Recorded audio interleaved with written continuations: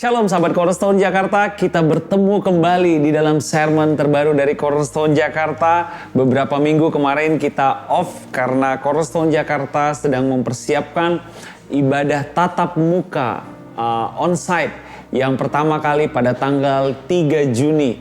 Jadi Bapak Ibu, saya ingin menyampaikan bahwa Cornerstone Jakarta telah kembali melakukan ibadah onsite tatap muka untuk bertemu dengan jemaat secara langsung. Detailnya nanti, lokasinya dapat Bapak Ibu lihat setelah di bagian akhir dari sermon hari ini. Saya mengucapkan bahwa ini menjadi sermon pertama kita di bulan Juni. Saya percaya bahwa janji Tuhan senantiasa tergenapi di dalam kehidupan kita. Dan saya juga percaya bahwa Tuhan ingin setiap dari kita senantiasa berjalan di dalam kemenangannya. Sebelum memulai sermon hari ini, saya ingin mengajak kita semua untuk bersatu di dalam doa. Bapa yang kami kenal dan kami sembah di dalam nama Tuhan kami Yesus Kristus, kami mengucap syukur atas segala karunia-Mu, atas segala kebaikan-Mu, atas segala penyertaan-Mu dalam kehidupan kami. Sebentar kami ingin membaca dan mendengarkan dan belajar firman Tuhan. Bukalah hati dan pikiran kami agar setiap benih firman Tuhan tadi dapat menjadi sesuatu hal yang baik bagi jiwa, pikiran, perasaan, dan kehendak kami. Demi nama Tuhan kami Yesus Kristus, kami telah berdoa dan kami telah mengucap syukur. Amin. Bapak Ibu, 5 bulan telah kita lewati di sepanjang tahun 2022 ini. Sebentar lagi kita akan memasuki paruh kedua dari tahun 2022. Dan tidak terasa sudah hampir setengah tahun kita lewati. Banyak hal yang sudah dapat kita kerjakan di tahun 2022. Banyak hal yang sudah terjadi, khususnya sesudah adanya suatu hal yang terjadi bagi dunia ini, atas dunia ini. Banyak hal yang sudah kita lewati. Dan saya percaya kita telah memasuki suatu kondisi new normal. New normal orang percaya. Saya pernah membahas tentang new normal orang percaya. New normal orang percaya bukan berbicara tentang kita memakai masker, kita membersihkan tangan, bukan. New normal orang percaya adalah setelah Yesus bangkit dari kubur. New normal, kita memiliki suatu hidup yang new normal. Kita memiliki suatu hidup yang tidak lagi sesuai dengan hukum dunia. Kita tidak lagi hidup di bawah pengawasan penuntut hukum Taurat. Tetapi saya dan Bapak Ibu, new normal hidup di dalam kasih karunia Tuhan. Kita tidak hidup lagi di dalam stres, kita tidak lagi hidup di dalam kekhawatiran, kita tidak lagi hidup di dalam keterikatan, kita tidak lagi hidup di dalam kutuk. Tetapi new normal orang percaya hari ini adalah saya dan Bapak Ibu hidup sehat. Saya dan Bapak Ibu hidup diberkati. Saya dan Bapak Ibu hidup dalam kepenuhannya Yesus Kristus. Hari ini kita ingin belajar lagi tentang firman Tuhan.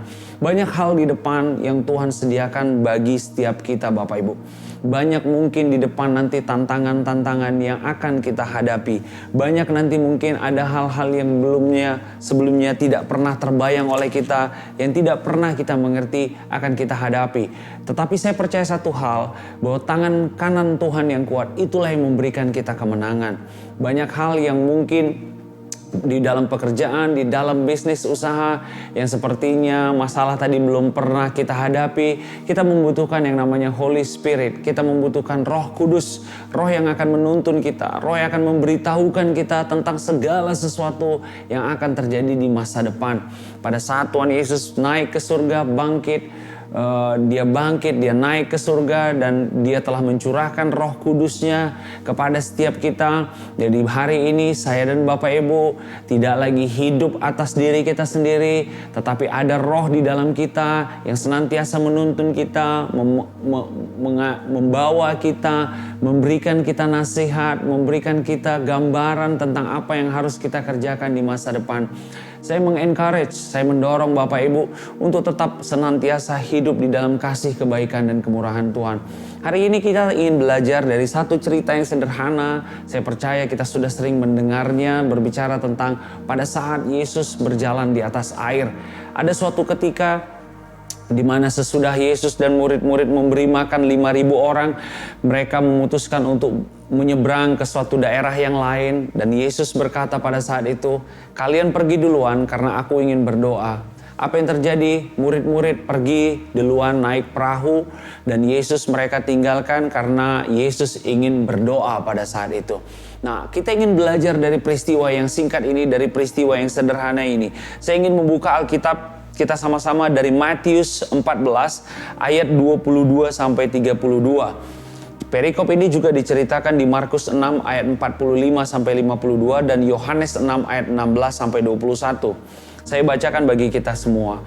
Sesudah itu Yesus segera memerintahkan murid-muridnya naik ke perahu dan mendahuluinya ke seberang. Sementara itu ia menyuruh orang banyak pulang. Ayat 23. Dan setelah orang banyak itu disuruhnya pulang, Yesus naik ke atas bukit untuk berdoa seorang diri. Jadi tujuan Yesus naik ke atas bukit untuk berdoa seorang diri. Dia tidak ingin membawa ke-12 muridnya. Ketika hari sudah malam, ia sendirian di situ. Ayat 24. Perahu murid-muridnya sudah beberapa mil jauhnya dari pantai dan diombang-ambingkan gelombang karena angin sakal. Ada penyebab murid-murid mengalami suatu hal yang begitu beratnya untuk sampai ke daratan. Karena adanya angin sakal. Karena adanya gangguan. Mereka diombang-ambingkan oleh gelombang, dikatakan di ayat 24. Ayat 25, kira-kira jam 3 malam datanglah Yesus kepada mereka berjalan di atas air. Kalau nanti Bapak Ibu melihat di kitab Yohanes dituliskan, Tuhan Yesus melihat murid-murid kesulitan dalam mengayuh perahu mereka. Tuhan Yesus melihat dengan mata mereka, dengan matanya, bahwa murid-murid mengalami kesulitan untuk dapat mencapai tujuan mereka. Karena adanya angin sakal. Perhatikan baik-baik di ayat 26, di ayat 25. Kira-kira jam 3 malam datanglah Yesus kepada mereka berjalan di atas air. Nanti Bapak Ibu bisa membacanya di kitab Yohanes dan Markus. Pada saat Tuhan Yesus melihat murid-murid mengalami kesulitan untuk sampai ke daratan, apa yang dilakukan Tuhan Yesus? Di ayat 25, kira-kira jam 3 malam datanglah Yesus kepada mereka. Hari ini saya ingin memberitahukan satu hal Bapak Ibu. Tuhan mengetahui secara persis dan detail apa yang menjadi masalah saya dan apa yang menjadi masalah Bapak Ibu. Tuhan mengetahui secara detail. Walaupun pada saat itu raganya Tuhan Yesus, fisiknya Tuhan Yesus tidak ada di dalam perahu. Tetapi melalui mata fisiknya, Tuhan Yesus dapat melihat apa yang dialami oleh murid-murid.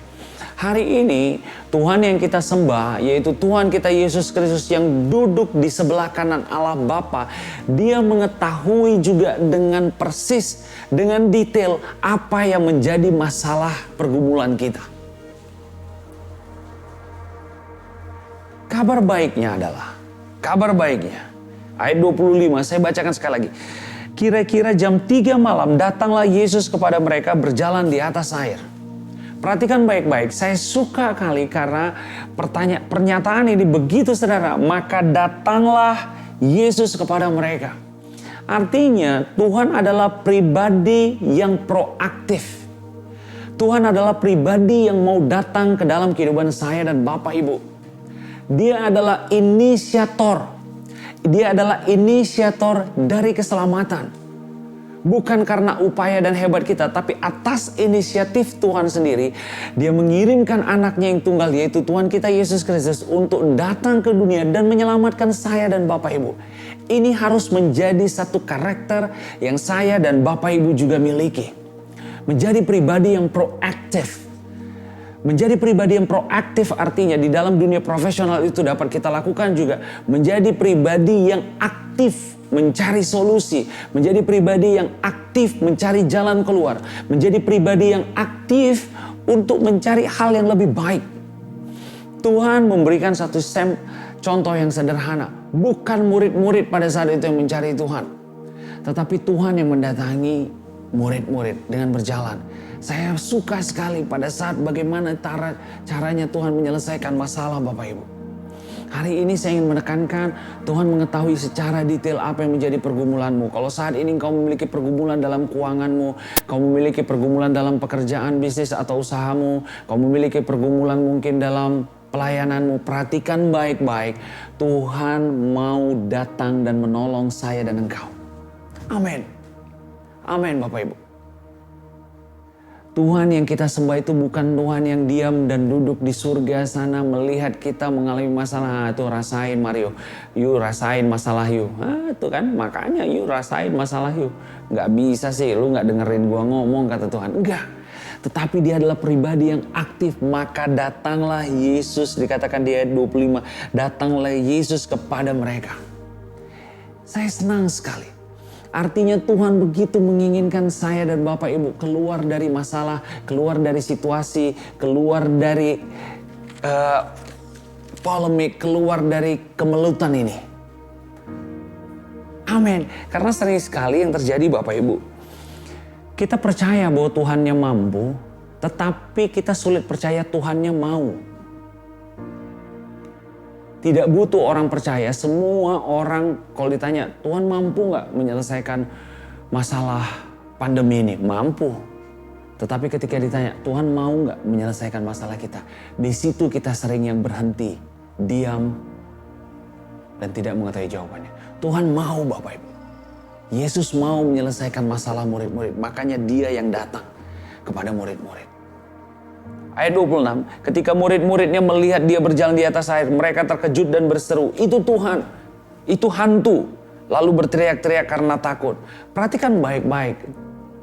Murid-murid bahkan tidak mengenali di tengah kegelapan. Murid-murid tidak mengetahui siapa yang berjalan di atas air. Udah jelas lah itu udah pasti Tuhan. Mana ada lagi pribadi di zaman itu yang mampu berjalan di atas air, yang mampu melakukan mukjizat yang begitu hebatnya selain daripada Tuhan kita Yesus Kristus. Hari ini yang saya ingin sampaikan dari ayat ini adalah belajar mengenali pertolongan Tuhan Bapak Ibu. Belajar untuk mengenali pertolongan Tuhan melalui Roh Kudus yang ada di dalam kita. Hari ini Tuhan Yesus tidak hadir secara fisik di dalam kehidupan kita. Tetapi dia telah mencurahkan roh kebenaran, roh penolong untuk tinggal di dalam hati dan pikiran kita. Yang akan memberitahukan kepada kita hal-hal apa yang akan terjadi di masa depan. Hari ini Tuhan memberikan pertolongan kepada kita. Murid-murid pada saat itu tidak mampu mengidentifikasi apakah itu hantu, apakah itu Tuhan, apakah itu pertolongan.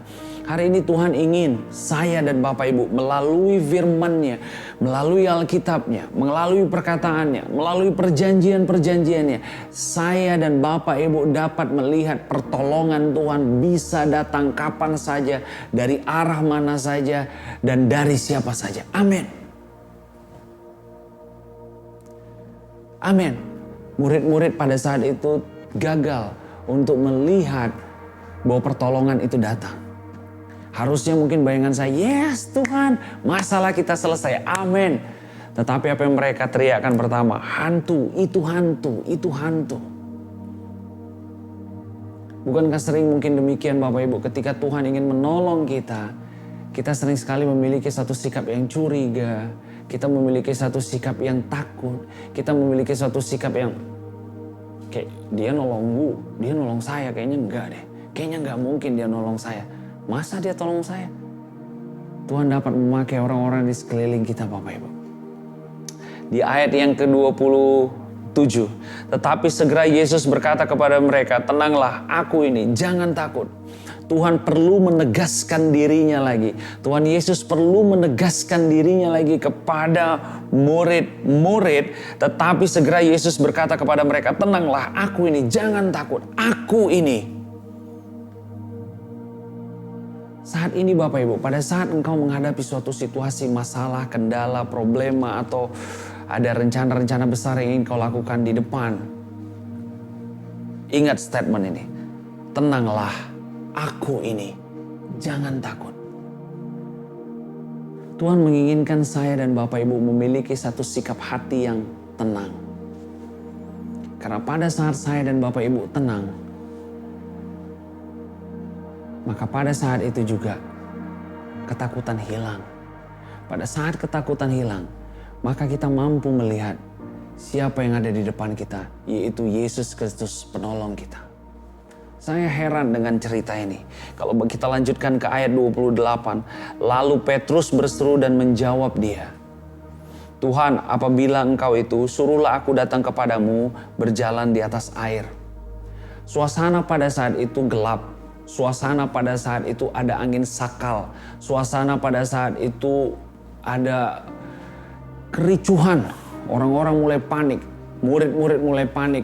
Mereka tidak tahu apa yang akan mereka hadapi. Mereka tidak tahu apa yang akan terjadi dalam kehidupan mereka. Tetapi pada saat itu Suara Yesus sepertinya tidak cukup untuk menenangkan mereka. Sampai Petrus harus mendebat Tuhan lagi. Tuhan tadi sudah bilang, tenanglah aku ini katanya. Tenanglah aku ini. Harusnya murid-murid mampu mengidentifikasi. Lah, itu kan suara Tuhan Yesus. Benar. Harusnya mungkin bayangan saya pada saat itu adalah murid-murid langsung aja. Tuhan naik kemari lah Tuhan. Tuhan tolong hentikan angin sakalnya. Tuhan tolong berhentikan badai ini. Tetapi Petrus sebaliknya. Petrus justru mau menguji Tuhan. Dikatakan di ayat 28. Tuhan, apabila Engkau itu, suruhlah aku datang kepadamu berjalan di atas air.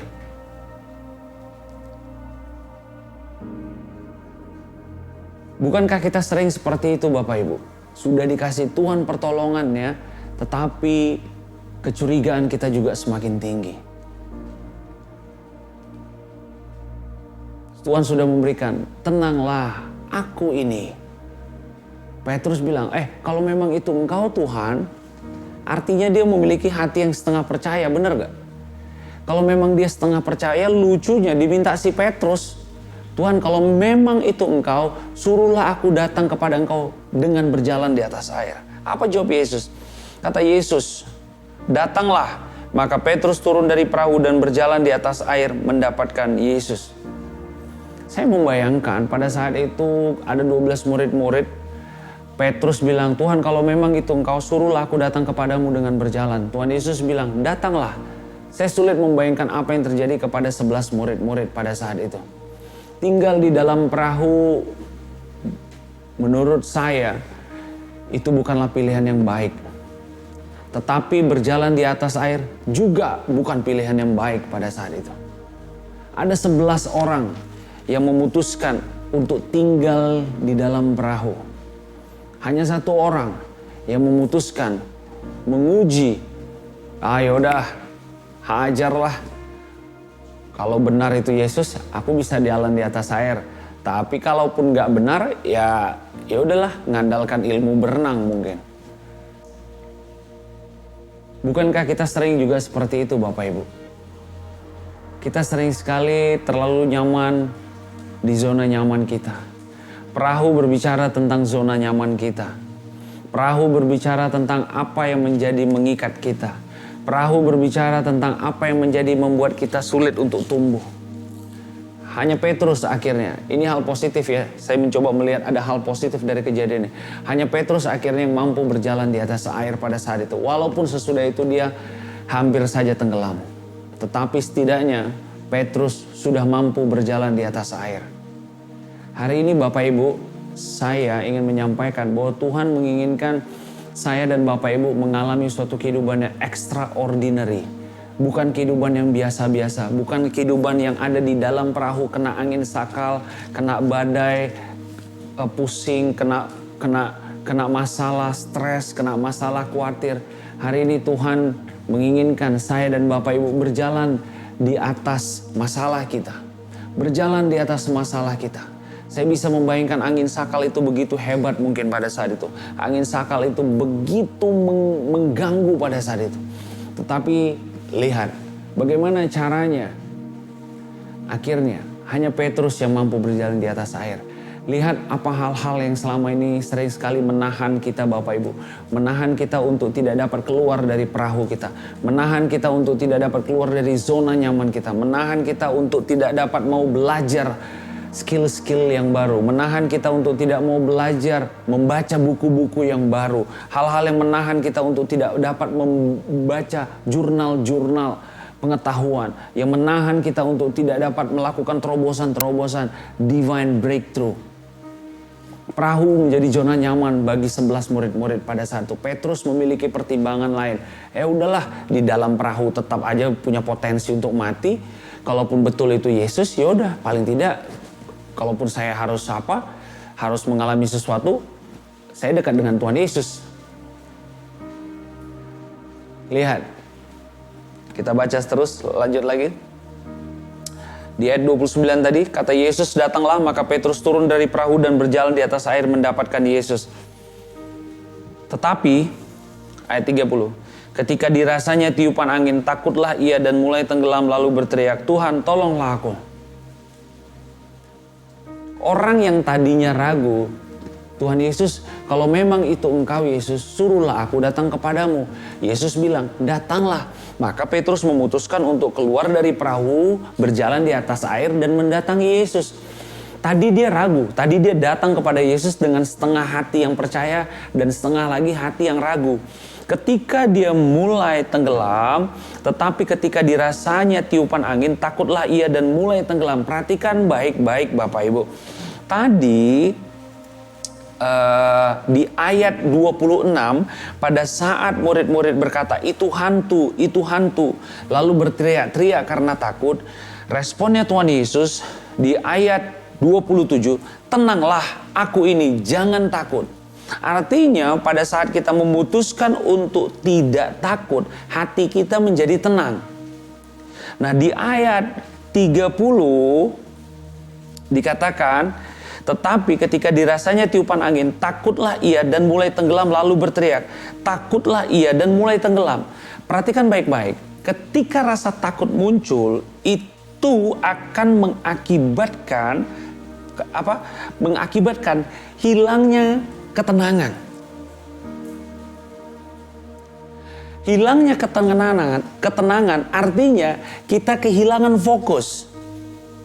Kehilangan fokus artinya apa? Yesus tidak lagi menjadi center dari kehidupan kita, tetapi justru masalah. Waktu Tuhan Yesus berkata tadi, saya ulangi sekali lagi, tenanglah, aku ini, jangan takut. Ketenangan mengakibatkan ketakutan menghilang. Ketenangan mengakibatkan ketakutan hilang. Kebalikannya pada saat Petrus berkata di ayat 30, pada saat Petrus mulai merasakan tiupan angin, apa yang terjadi?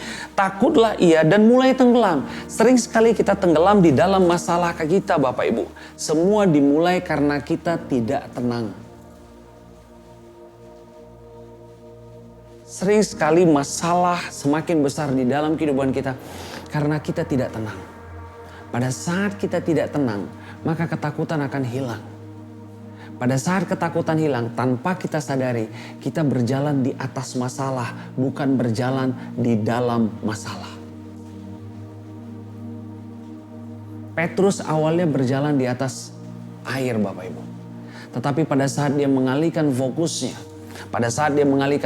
bukan lagi kepada Yesus, tetapi pada saat dia mulai merasakan tiupan angin, maka apa yang terjadi? Petrus tidak lagi berjalan di atas masalah, tetapi Petrus mulai berjalan di dalam badai. Tuhan menginginkan saya dan Bapak Ibu berjalan di atas masalah. Kita berjalan di atas angin sakal, kita berjalan di atas topan, kita berjalan di atas badai, karena kita adalah orang-orang pemenang. Dengan cara apa? Tetap tenang. Tetap tenang dapat terjadi Bapak Ibu pada saat saya dan Bapak Ibu hanya fokus kepada Yesus.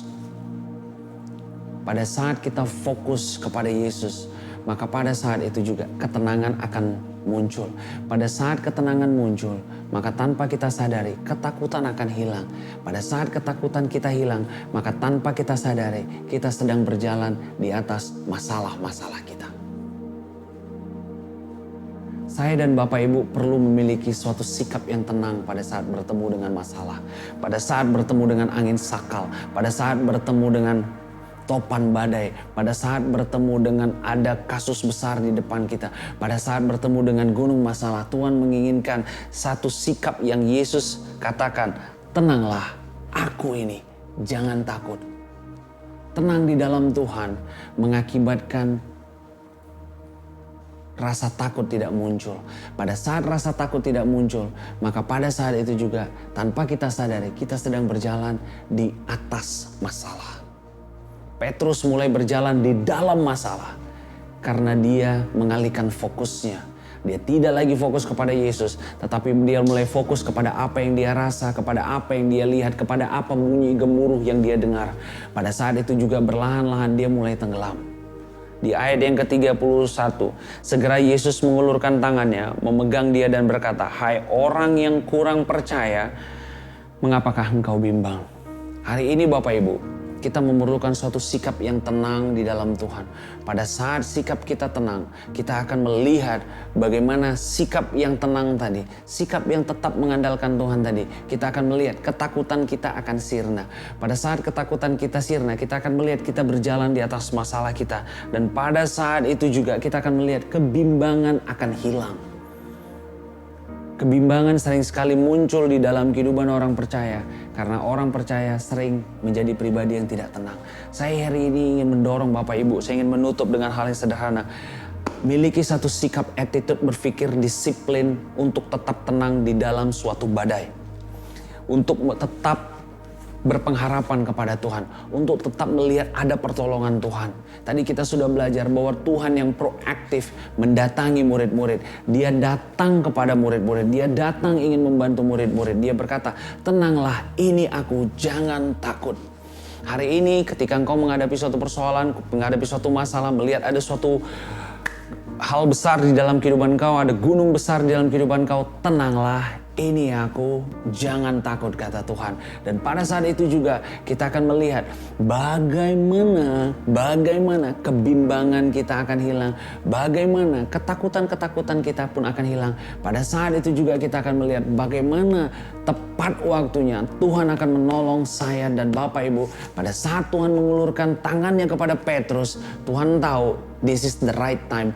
Tuhan menarik Petrus dan Petrus keluar dari masalahnya dan Petrus kembali naik ke perahu dan mereka keluar dari angin sakal, dari badai tadi. Saya ingin memberitahukan Bapak Ibu, bukan masalahnya yang besar, bukan situasinya yang sulit, bukan kendalanya yang terlalu kompleks, tetapi kadang-kadang adalah ketidakpercayaan kita itu yang membatasi besarnya manifestasi Tuhan dalam kehidupan kita. Hari ini saya ingin menutup, tetaplah tenang di dalam situasi apapun, tetaplah percaya kepada pertolongan Tuhan. Lihat ada kebajikan dan kemurahan belaka yang mengikuti saya dan Bapak Ibu. Lihat bahwa Tuhan sekali-kali tidak pernah meninggalkan engkau dan Dia akan senantiasa memegang saya dan engkau dengan tangan kanannya yang kuat. Yes, saya Mario Martin Gultom, berhenti berbicara. Hari ini kita bertemu lagi di dalam sermon selanjutnya setiap hari Rabu jam 8 malam. Saya juga mendorong bagi Bapak Ibu yang tinggal di wilayah Jakarta dan sekitarnya untuk hadir di dalam kebaktian tatap muka onsite dari Cornerstone Jakarta setiap hari Jumat jam 12 siang di Atria at Sudirman, di daerah Sudirman, di daerah Jakarta Selatan. Bapak Ibu dapat melihat detail tempatnya di Instagram ataupun sesudah sermon ini supaya kita dapat bertemu lagi, dan saya percaya banyak hal-hal baik yang akan Tuhan sediakan dan kerjakan dalam kehidupan kita. Sebelum menutup sermon ini, saya mengajak kita semua untuk bersatu di dalam doa. Bapa, di dalam nama Tuhan kami Yesus Kristus, kami mengucap syukur firman Tuhan telah disampaikan. Kami tahu Bapa ada hal baik yang akan Kau berikan dalam kehidupan kami. Kami tahu Tuhan pertolongan-Mu tidak pernah terlambat. Kami tahu Tuhan bahwa hati kami menjadi tenang, kebimbangan kami hilang pada saat kami dapat rest di dalam Yesus Kristus. Pada saat kami tetap membuat fokus kami adalah Yesus Kristus. Terima kasih dan terima kasih Tuhan. Kami percaya benih firman Tuhan ini baik bagi hati, pikiran, dan perasaan dan kehendak kami.